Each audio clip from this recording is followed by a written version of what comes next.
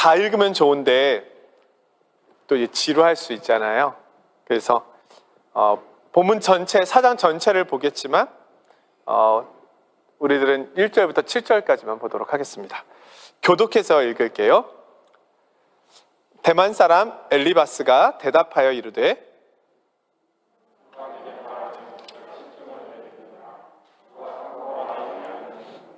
보라, 전에 내가 여러 사람을 훈계하였고 손이 늘어진 자를 강하게 하였고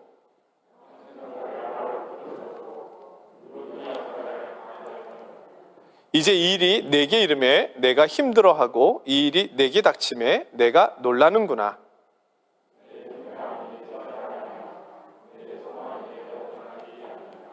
생각하여 보라. 같이 읽을게요. 시작. 생각하여 보라. 죄 없이 망한 자가 누구인가? 정직한 자의 끊어짐이 어디 있는가? 아멘. 욥기서 4장 전체 주제 오늘 읽은 7절에 있습니다. 생각해 봐라. 이 세상에 죄 없이 망한 자가 누구인가? 정직한 자의 끊어짐이 어디 있는가? 이것이 구약의 이스라엘 백성들의 하나님께서 율법 안에서 행하시는 기준, 원리, 그것이 바로 엘리바스가 요약한 이 7절입니다. 다른 말로 표현하면 악한 자는 벌을 받고 심판을 받고 선한 자는 복을 받는다. 우리 성도님들 복 받으셨습니까? 선하신 겁니다. 혹시 벌 받으셨습니까? 악하신 겁니다. 이게 고대 사회의 그 구약에서 말하고 있는 하나님에 대한 이해였습니다. 근데 요즘 한국에서 뭐 서울의 봄이라고 하는 그 극장가를 휩쓸고 있는 영화가 있대요. 뭐 전두환 씨의 12.12 사태를 배경으로 한 그런데 그것을 보는 이제 많은 젊은이들, 그다음에 많은 사람들이 그것을 보고서 이제 역사를 새롭게 몰랐던 역사들을 알게 되는데 소위 말하는 불의를 저지른 사람들은 현충원에 안장되어 있고 불의에 맞섰던 사람들은 뭐 과장해서 얘기하면 뒷동산에 이름도 없이 묻혀 있다. 이제 이런 이야기들이 나오는 거예요. 그런 이야기를 들으면은 좀 불의하다. 이런 생각이 좀 들잖아요. 우리가 살아가고 있는 이 세상이 이 7절 말씀처럼만 된다면 얼마나 좋겠습니까? 근데 우리가 우리 주변을 봐도 저 사람은 참 선하다 하는데 어렵게 몸도 마음도 경제적인 상황도 어려운 사람들이 있을 수 있고요. 저 사람은 진짜 사기꾼이야, 사기꾼. 좀 벌 좀 받아야 돼, 저런 사람을 했는데 너무 막 몸도 건강해, 병원도 안 가, 자녀도 잘 돼, 그리고 사업도 잘 돼. 그런 모습들을 우리가 볼 수 있잖아요. 그러다 보니까 답답하면 어떻게 합니까? 술 한 잔 딱 마시고 이놈의 세상, 이놈의 망할 놈의 세상, 언제 망할 건가, 이 세상이 좀 끝났으면 좋겠다, 뭐 이런 푸념들이 나올 수 있잖아요.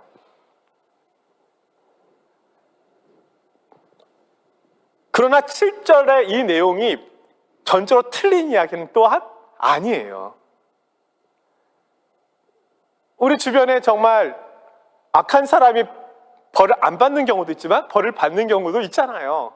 저러다 벌 받지, 벌 받았어. 그럴 줄 알았어.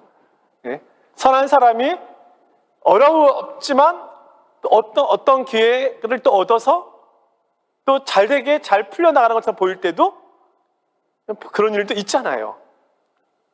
그러니까 이 7절 말씀은 틀린 이야기는 아니지만 이 세상을 이해하는 데 있어서 완전한 이해 또한 아니라는 거예요. 근데 지금 욥이 이 3장에서 보셨지만 너무 고통스럽잖아요. 자녀들도, 그다음에 모든 재산도, 자기 몸까지도 다 망가졌잖아요. 모든 걸 다 잃었잖아요. 그런 상황에서 욥이 할 수 있는 최선은 자기 생일을 저주하는 거였어요. 하나님 왜 나를 지으셨습니까? 하나님 나를 왜 만드셨습니까? 내가 차라리 태어나지 않았으면 좋았을 것을, 어머니가 그때 나를 잉태하지 않았으면 좋았을 것을, 자기 생일을 지금 저주하고 있는 것이거든요.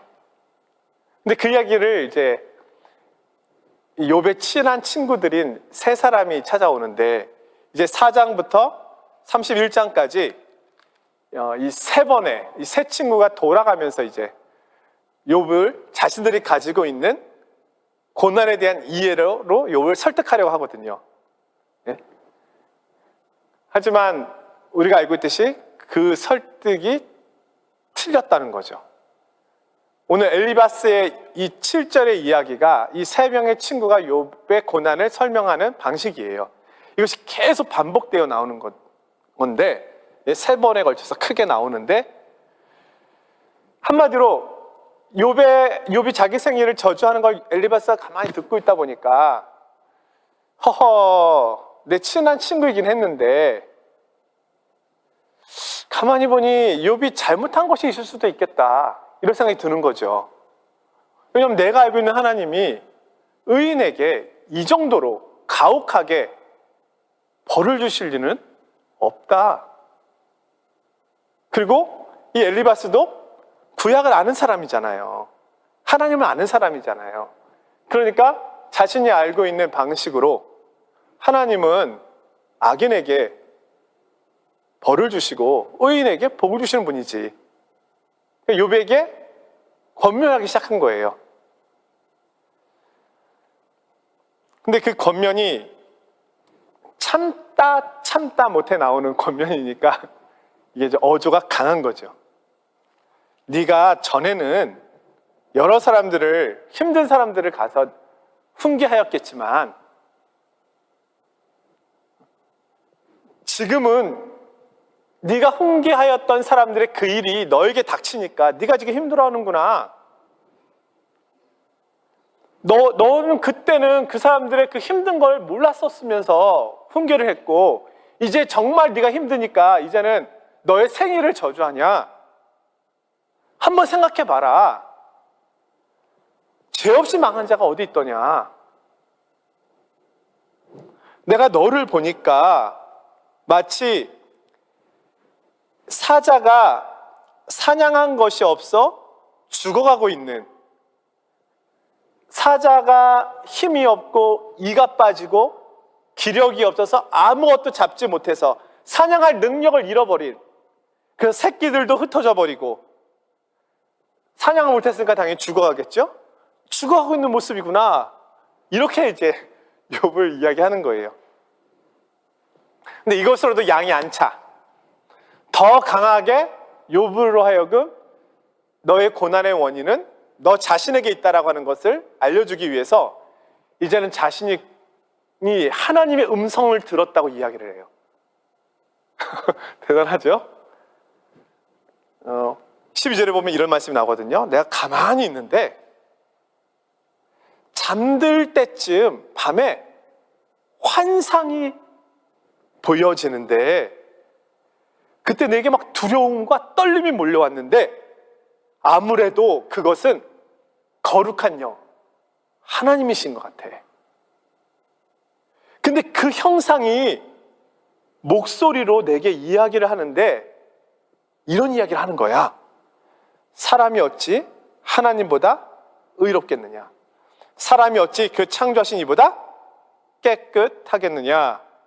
하나님은 그의 종이라도 그대로 믿지 아니하시며 그의 천사라도 미련하다 하시나니, 하물며 흙집에 살며 티끌로 털을 삼고 하루살이 앞에서라도 무너질 자이겠느냐? 한마디로 하나님 앞에서 인간은 아무것도 아니지 않느냐, 분토가도 같은 흙으로 사라질 그런 인생인데 하나님이 그런 인생에 무슨 관심을 기울이겠느냐. 그러니 네가 아무리 의로움을 이야기한들 정말로 그 의로움이 하늘에 닿을 것이며, 내가 보건대 너는 그런 말을 해서는 안 되고 너의 죄를 찾아서 이야기를 해야 되는 거다. 나는 환상 중에 이 음성을 들었다. 이렇게까지 이야기를 하는 거예요. 근데 사실은 엘리바스의 이야기는 앞서 말씀드린 것처럼 부분적으로는 맞지만 부분적으로는 틀린 이야기잖아요. 왜요? 하나님은요, 진흙으로 돌아갈, 흙으로 돌아갈 욥에게 관심이 있으셨거든요. 우리가 엘리바스가 얘기하는 것처럼 창조주 하나님 앞에서 우리 인생은 아무것도 아닌 것처럼 보이는 것이 맞지만, 그럼에도 불구하고 창조주 하나님은 욥의 인생에 관심이 너무 많으셔서 욥을 천사들 앞에서 자랑하셨거든요. 심지어 뭐라고 하십니까? 내 종 욥을 너희 주목해서 봤느냐? 나는 늘 욥을 주목하고 있다. 그러니까 엘리바스가 너무 심하게 하나님 편에 서는 것도 아니고 자신이 알고 있는 하나님에 대한 이해 속에서 욥의 잘못을 찾아내려 하다 보니 과장하고 또 과장하는 거예요.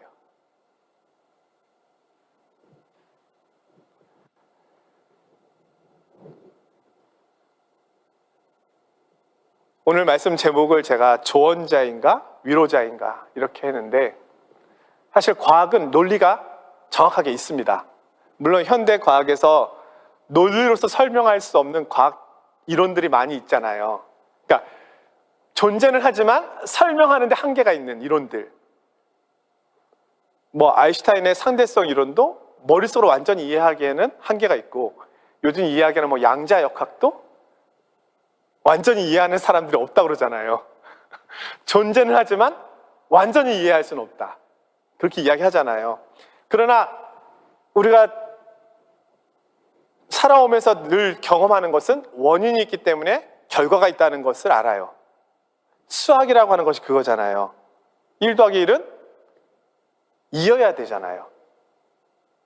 근데 사실은 1 더하기 1이 숫자적으로는 2가 되지만 어떤 경우에는 시너지 효과를 내서 하나 더하기 하나가 3배, 4배의 영향력을 발휘할 수도 있는 거예요. 우리는 이걸 시너지라고 얘기하잖아요.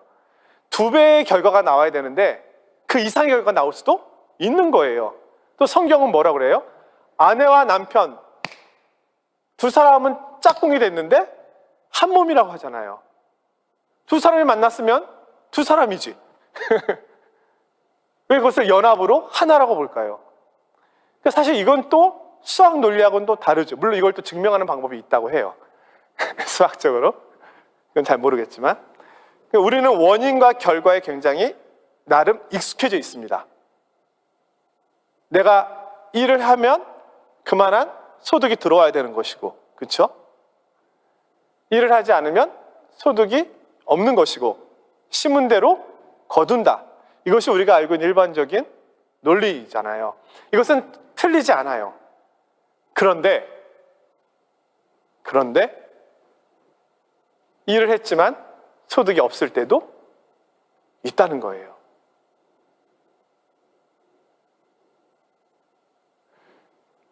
우리가 살아가고 있는 사회에는 우리가 경험하고 우리가 알고 있는 것 외에, 그렇게 돼야 된다고 생각하는 것 외에 때로는 불합리하다고 여겨지는 부분이 존재한다는 거죠. 예? 불합리 또는 우리는 부조리 이렇게 얘기할 수 있잖아요. 때로는 우리는 그것 때문에 즐거워할 때도 있지만 때로는 우리가 그것 때문에 고통스러워할 때도 있잖아요.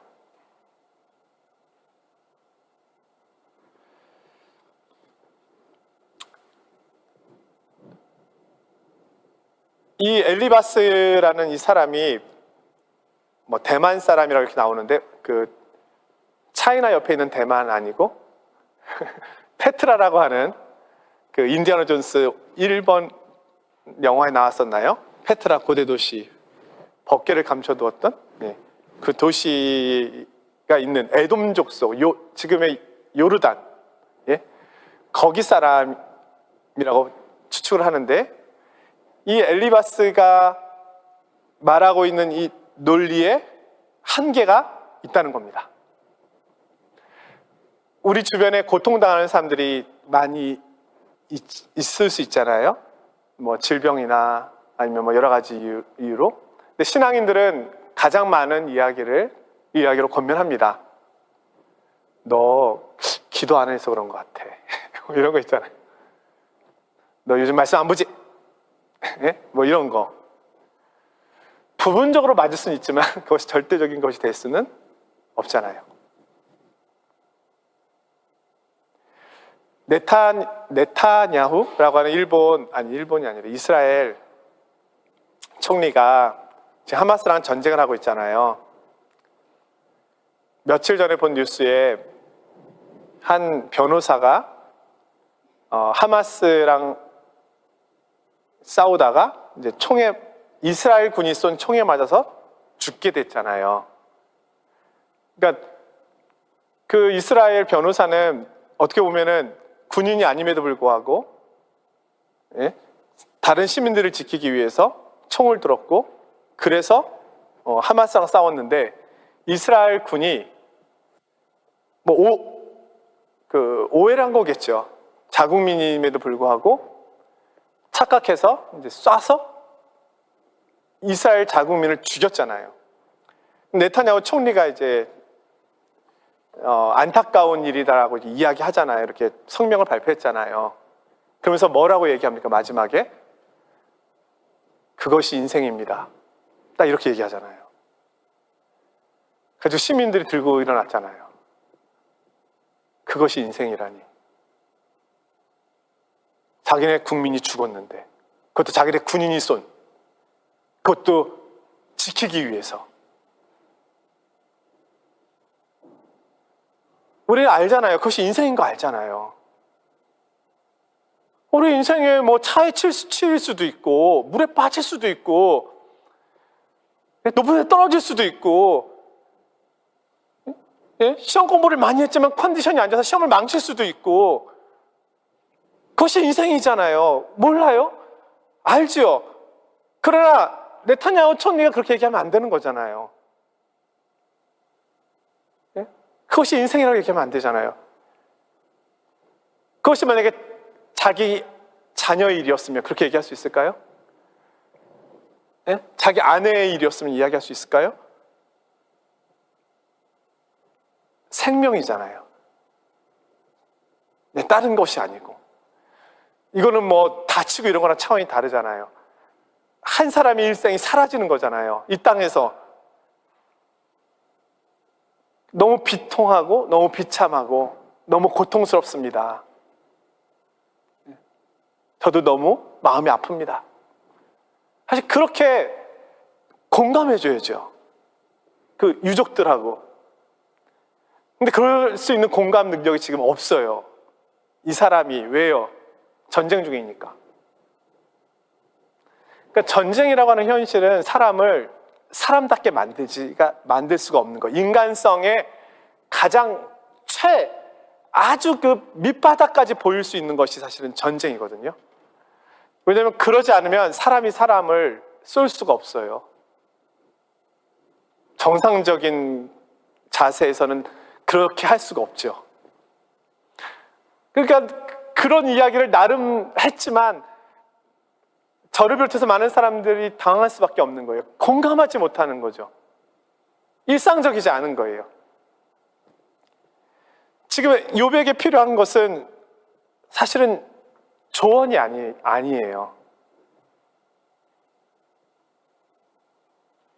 나중에도 나오지만 내가 이렇게 나의 죄 때문에 내가 벌을 받는 거면 너희들은 나보다 의로워서 벌을 안 받고 있는 거냐?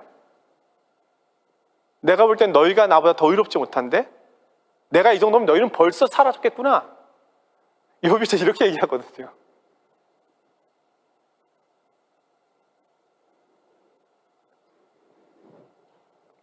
우리가 조언이 필요할 때가 있죠. 당연히 있습니다. 우리가 길을 잃었을 때 길을 안내해 주는 것은 필요한 조언일 것입니다. 그러나 많은 경우에는 조언이 필요한 것이 아니라 위로자가 필요합니다. 나를 이해해 주는 것. 슬프죠. 힘드시죠. 저도 너무 마음이 아프네요. 욥, 내가 너의 고통을 다 이해할 수는 없지만 내가 너의 위치에 있다면 나는 정말 너만큼도 감당할 수 없을 것 같아. 네가 이 큰 위기 앞에서도 하나님을 원망하지 않고 너의 생애를 저주하고 있는 것만 봐도 나는 너의 믿음이 너무 놀랍다고 생각한다. 우리가 다 알 수는 없지만 우리 한번 이겨내보자. 하나님이 살아계시다면, 그분의 뜻이 있다면 언젠가 우리에게 자신을 나타내 주시겠지. 사실은 이것이 오늘날 많은 사람들에게 필요한 우리들의 자세일 수 있습니다. 왜냐하면 우리는 모르거든요. 욥이 왜 고난당하고 있는지 모르거든요. 우리는 이 세상에 대한 완전한 이해를 갖고 있지 않거든요. 같은 가족이라 할지라도 가족 안에 있는 아픔과 고통을 완전하게 안다는 것은 사실 불가능합니다. 왜냐하면 나는 그 사람이 아니잖아요. 남편이 아무리 아내를 사랑한다고 해서 아내의 해산의 수고를 알아요? 그럴 수 없잖아요. 그건 불가능한 거잖아요. 그건 아내가 감당해 가는 몫이잖아요. 함께 있어줄 수 있고, 예? 함께 응원해 줄 수는 있지만, 근데 그것을 여보, 내가 아이를 낳아보진 않았지만 군대에 비유하겠어? 내가 군장을 메고 몇 킬로 행군을 했는데 그런 거랑 비슷하겠지. 이러면은 아내가 원하는 거 아니잖아요. 그걸 원하는 게 아니라 정말 수고했어. 여보, 너무 고마워. 이걸 사실 원하는 거겠죠.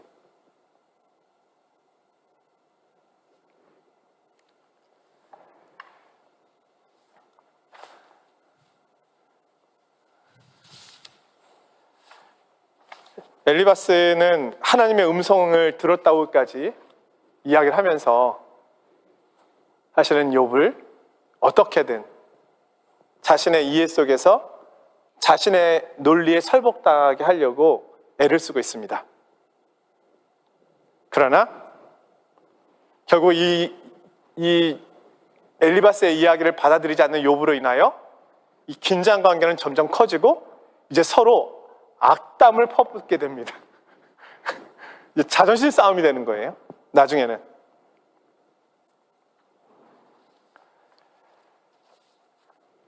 욥기는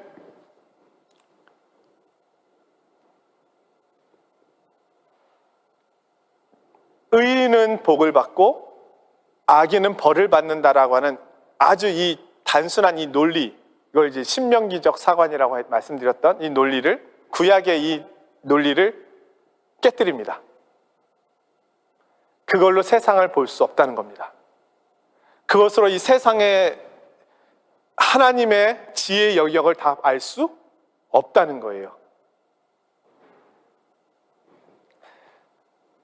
오늘 엘리바스가 얘기하고 있는 7절은 유아기적 이해입니다. 이것은 잘못된 것은 아니지만 어린아이 수준의 율법적인 이해입니다. 더 성장하면 이제 우리는 조언자가 아닌, 탐구자가 아닌, 연구자가 아닌 위로자가 되는 것입니다. 그것이 성숙입니다. 예수님이 이 세상에 오셨을 때 탐구하시고 조언하셨습니까? 아니면 위로하셨습니까? 물론 예수님은 하나님의 말씀을 전하셨죠. 그러나 우는 자들과 함께 울라. 예수님은 위로자이셨습니다. 우리가 보혜사 성령님에 대해서 이야기하잖아요. 카운셀러. 예? 성령님의 사역 중에 하나가 뭡니까? 위로자입니다.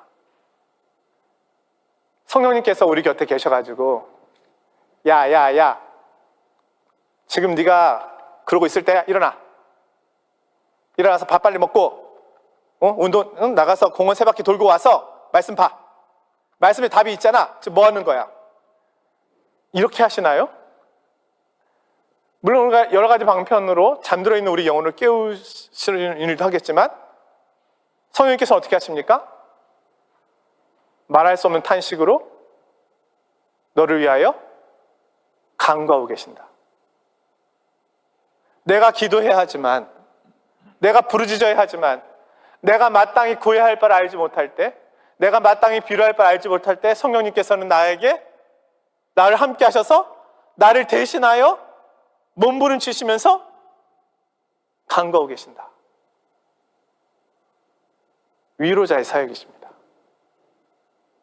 모두가 나를 다 떠나고 혼자 있는 것처럼 보일 때 성령님께서는 어떻게 하십니까? 너 성격이 그래서 혼자야. 그거 고치라고 그랬잖아. 이건 이제 탐구자고 연구자의 조언이죠. 근데 성령님은요, 힘들지? 그러나 나는 너를 영원히 떠나지 않는단다. 네가 부족해도, 네가 모자라도 나는 너와 영원히 함께 할 거야. 괜찮아. 우리는 다듬어져 가는 거지. 깎여 가는 거지. 포기하지 마. 내가 너를 놓지 않을 거야. 이것이 사실은 하나님 우리와 함께 하시는 부분이잖아요.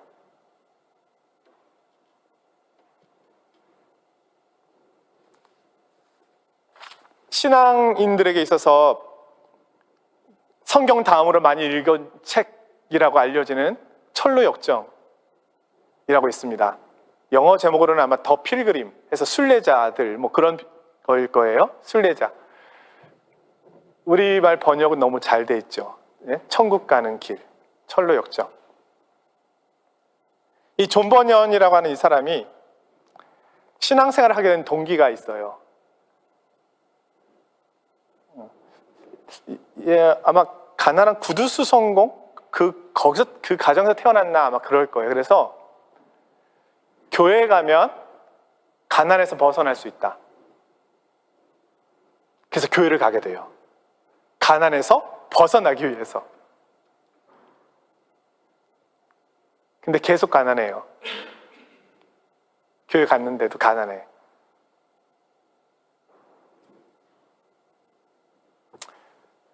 그러다가 하나님을 만나게 됩니다. 그랬는데도 가난해요. 부자가 되지 않았어요. 하지만 하나님을 만났기 때문에 신앙생활이 너무 즐거워서 교회에 열심히 다닙니다. 그리고 열심히 설교할 기회가 되면 설교도 했습니다. 근데 그게 영국 성공회에서 볼 때 문제가 있었던 거예요. 성공회 가르친 대로 하지 않았거든요. 그래서 존 버년을 감옥에다가 가둬버립니다.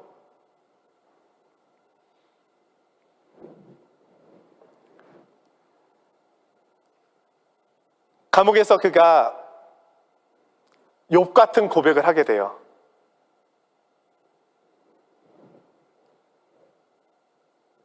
나도 이 감옥에서 하나님을 의심했고 생명을 끊고 싶었고 우울함을 경험했다. 하나님이 어떻게 나에게 자꾸 이런 고난을 주시는가? 죽고 싶었다는 거예요. 근데 존 버년이 감옥에 12년간을 있게 되는데 그러면서 그 어떻게 보면 최고 절정의 고난의 시간 있잖아요. 견디기 어려운 이제는 나는 더 이상 이거 이상은 견딜 수 없어라고 하는 그 선에 다다랐다고 여겼을 때 그에게 주신 하나님의 위로가 있는 거예요. 로마서 8장의 말씀. 그 아무것도 그리스도의 사랑에서 끊을 수 없다.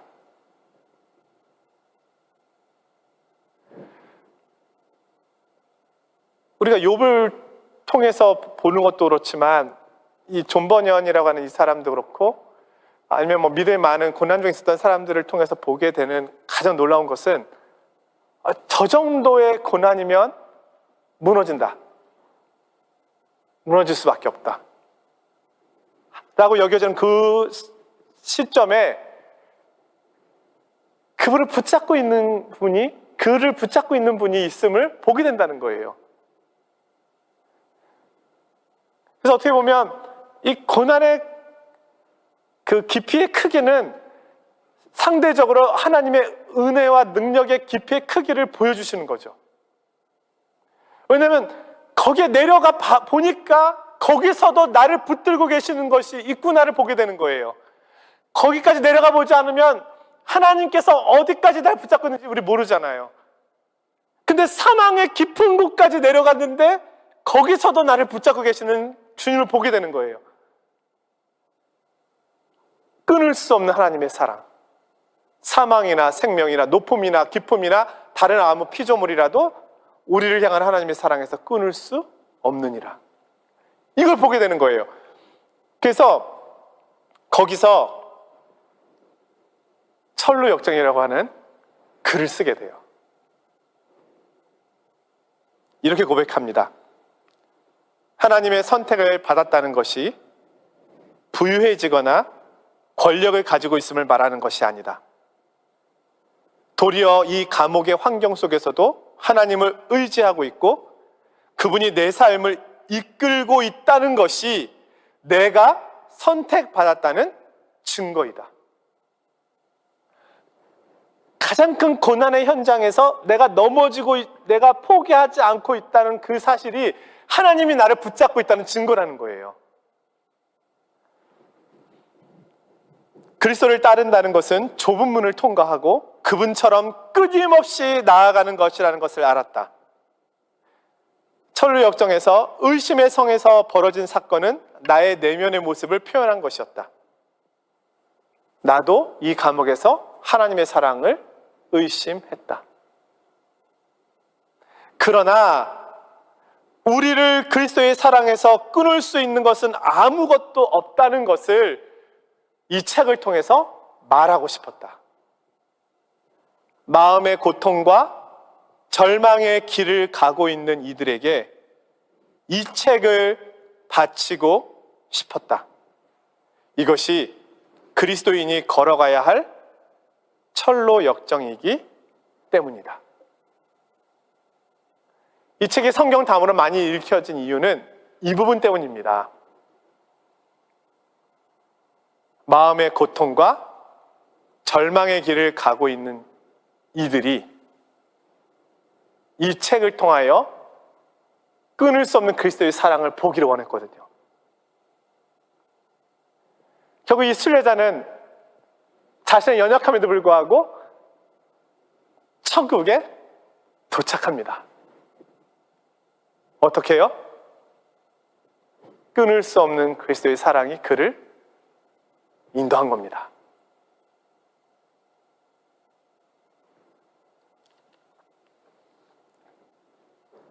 오늘 이 세상에서 일어나고 있는 아픔과 고통의 문제에 대해서 하나님은 세세하게 다 답해주고 계시지 않습니다. 그래서 우리는 답답합니다. 이해할 수 없습니다.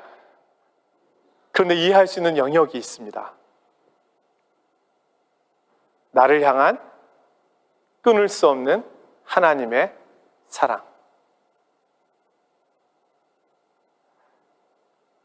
그리고 나아가서는 우리가 알고 있는 신앙의 이해 속에서는 분명 인과응보적인 것이 분명함에도 불구하고 그렇지 않은 것이 있음을 알게 되는 이 시각을 통해서 그리스도를 보게 된다는 겁니다. 죄 없으신 그리스도가 왜 고난을 당하셨는가? 오늘 우리를 그 길로 인도하는 겁니다. 죄 없으신 분이 고난을 당하시는구나. 우리로 하여금 십자가의 사랑을 보게 하는 거죠.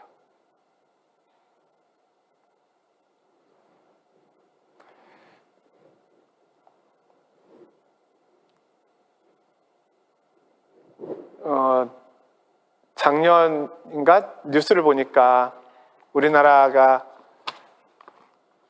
작년 대비 올해 대비 작년 대비 재작년인지 작년 대비 올해인지 모르겠는데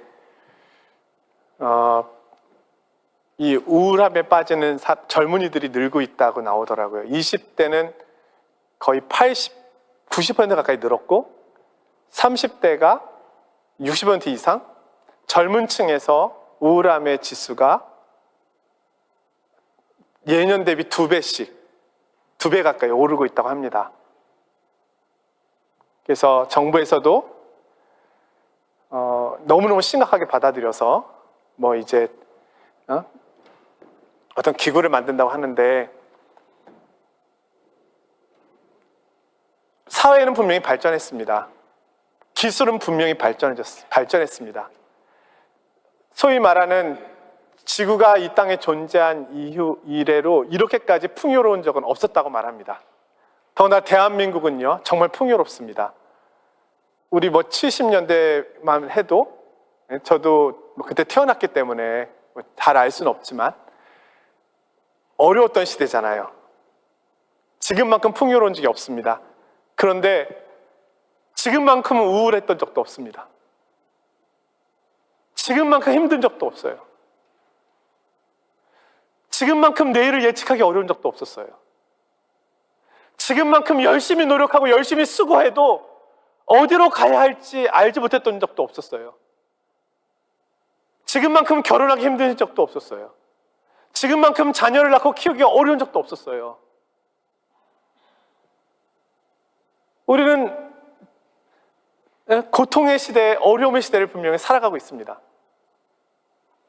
우리가 이것을 다 이해하려고 이 불합리함, 그리고 부조리함을 이해하는 데는 사실 우리가 제한된 건 사실입니다. 엘리바스의 관점으로 세상을 이해하려고 한다면 우리는 더 외로울 거예요. 더 우울할 거예요. 그러나 성경은 우리에게 그것을 이야기하고 있지 않습니다. 하나님의 지혜로 우리를 끌고 갑니다. 우리가 알지 못하는 하나님의 신비한 지혜의 영역이 있습니다. 근데 그 지혜의 영역 속에서 욥은 하나님의 보호하심과 붙드심 아래 있는 겁니다. 오늘 우리가 어떤 형편에 있든지 간에 우리가 이해할 수 없는 세상의 한복판에 살고 있다 할지라도 분명한 것은 끊을 수 없는 하나님의 사랑이 나를 붙들고 계시고 나를 주목하고 계시며 나를 인도하고 계시다는 사실입니다. 오늘 우리가 이 약속을 믿고 오늘을 하나님의 지혜를 힘입어 하나님의 말씀을 의지함으로 살아내는 것입니다. 저와 우리 성도님들께 하나님께 주시는 이 지혜의 풍성함이 가득하기를 주의 이름으로 축원드립니다.